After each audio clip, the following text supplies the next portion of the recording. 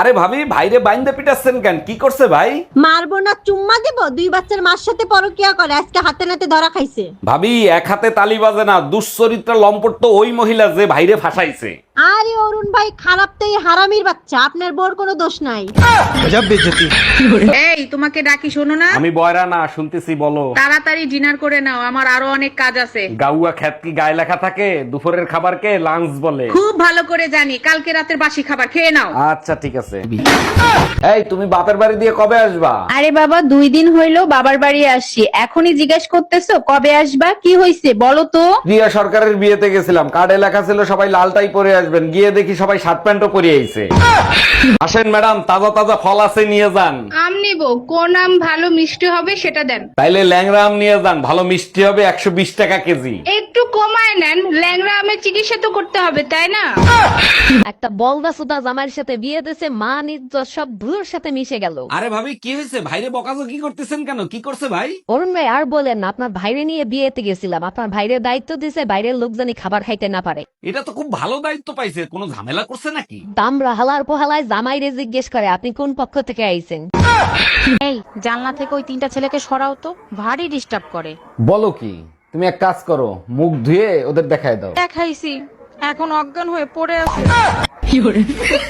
Hello, ambulance. চেষ্টা গুলোতে কইতে আহে। দেখো, তোমাকে ছাড়া আমি বাঁচবো না, তোমাকে আমি বিয়ে করতে চাই। তুমি হিন্দু, আমি মুসলমান, আমাদের সম্পর্ক কেউ মেনে নিবে না। আচ্ছা যাও, তোমার জন্য আমি আজ থেকে ইসলাম কবুল করলাম। আর একটা কাজ করতে হবে, মুসলমানই দিতে হবে। এই আমি তোমার জম, আমার নাম তোমার ফোনে জম দিয়ে সেট করছো কেন? কি উল্টো পুল্টো কথা বলতেছো? কই দেখি, ফোন দাও তো। ভালো করে দেখো, আজকে এই জমের হাতের থেকে তোমারে কেউ রক্ষা করতে পারবে না। তার আগে বলো, তুমি করোনার সময় অটো পাস করছিলা? হ্যাঁ, করোনার সময় অটো পাস করছি, তো কি হয়েছে? আরে মূর্খ গাউয়া খ্যাত, এটা জোম না, এটা হোম লেখা।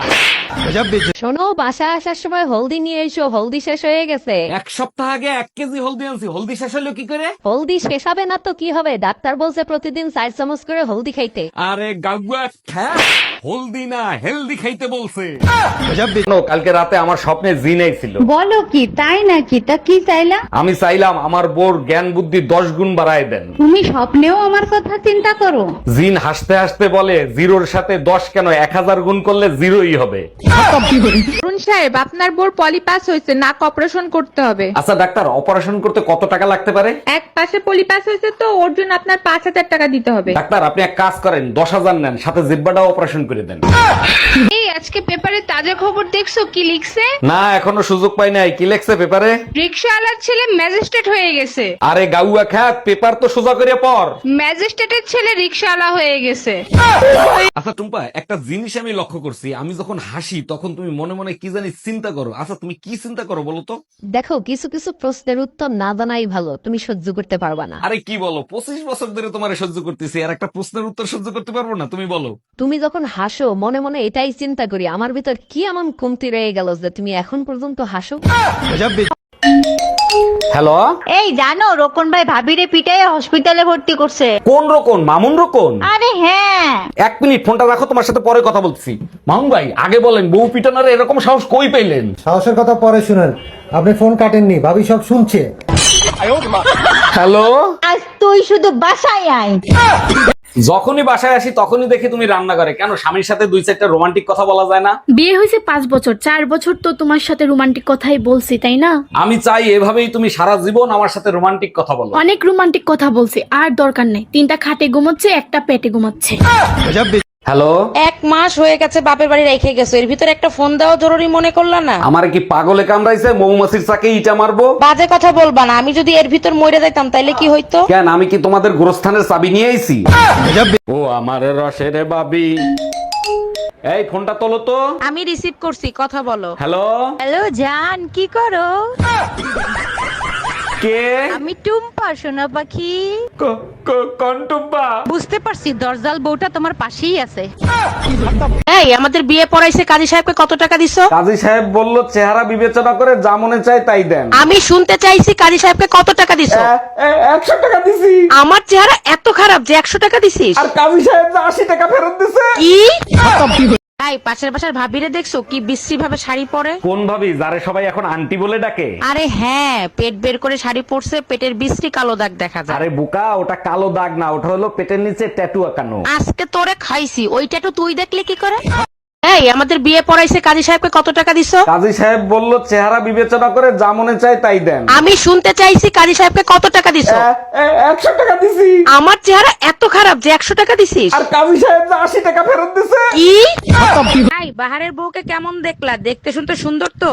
দেখতে শুনতে ভালো, কিন্তু স্বভাব চরিত্র একেবারে তোমার মতো। তাহলে তো বাহারের কপাল ভালো, সুখে শান্তিতে থাকতে পারবে। তোমার ছবি দেখাইছিলাম, সে তো তোমার চেনে। বিয়ের আগে নাকি তোমরা একই পাগলা গারোতে ছিলা। এত রাতে ভাবি ফোন দিছে। হ্যালো অরুণ ভাই, আপনার ভাই লাইফ ইন্স্যুরেন্স করছে 10 কোটি টাকার। আরে ভাবি, এটা তো খুব ভালো খবর। ভাই কোনোদিন মারা গেলে ওই টাকাটা আপনি পাবেন। আরে ভাই, সেটা তো আমিও জানি, এখন এই লাশের কি করব সেটা বলেন। তারপর বলেন অরুণ সাহেব, এখন শরীর কেমন আছে আপনার? আপনার মতো সুন্দর ডাক্তার যার ট্রিটমেন্ট করবে সে কি বেশি দিন অসুস্থ থাকতে পারে বলেন?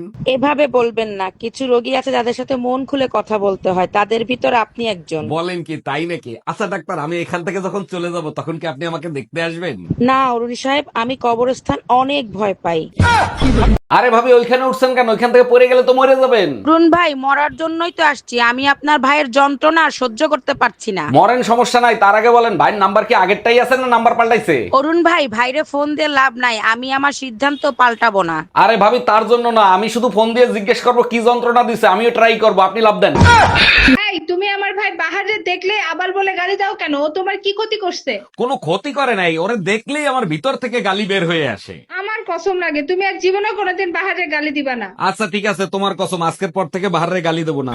কিরে বাহার, এদিকে তাকাস কা? আগে যেটা বলতাম তুই সেইটাই। ডাক্তার, আমার বউরে কি সিরাপ দিয়েছেন? ও তো সুস্থই হইল না। বলেন কি, ওই সিরাপ খাওয়ার সাথে সাথে সুস্থ হয়ে যাওয়ার কথা। আপনি সিরাপ ঠিক মতো খান নাই। আরে ডাক্তার, কেমনে ওষুধ খাবো? বোতলের নিচে লেখা ছিল ওষুধ সবসময় আটকায় রাখবে।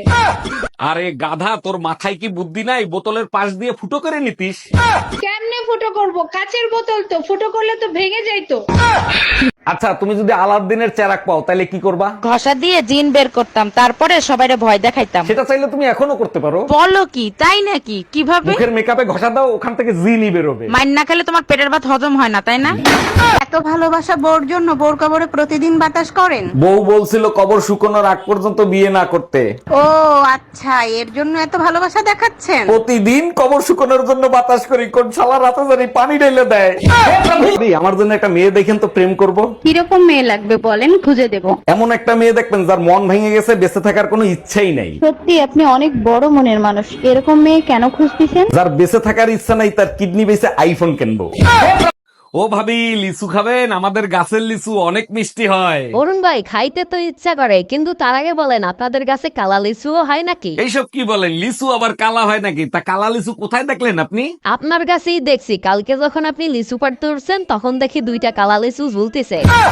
টাকা পয়সা সোনা দানা যা আছে বের কর, নইলে তোর বউরে মাইরিয়ে ফেলাবো। ভাই আমার কথা শোনেন। প্লিজ ভাই, আগে উনার কথাটা শোনেন, তারপরে আপনি যা খুশি তাই করেন। ভাই আপনি যা চান তাই দেবো, ওরে আপনি তাড়াতাড়ি ছেড়ে দেন। বউয়ের জন্য এত ভালোবাসা জীবনে কোনোদিন দেখি নাই। আরে কিসের ভালোবাসা? যে কোনো সময় বউ চলে আসতে পারে, ও তো পাশের বাড়ির ভাবি।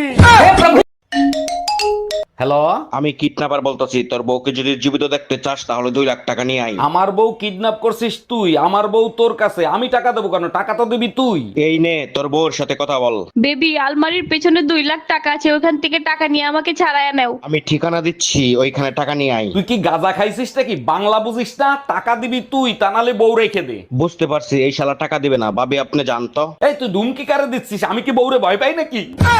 ডাক্তার দেখেন তো ওর কি হয়েছে, সুযোগ পাইলেই খালি কিস করে। এটা তো খুব ভালো কথা, আপনারে কিস করে। আপনারে কিস করবে না তো পাশের বাড়ির ভাবিরে কিস করবে? আরে ডাক্তার, পাশের বাড়ির ভাবিরেই তো কিস করে, তার জন্যই তো আপনার কাছে নিয়ে আসছি। ও মাই গড, বলেন কি? তা কখন কখন কিস করে সেটা কি জানেন? ডাক্তার তখনই কিস করে যখন আমার জামাই বাসায় থাকে না।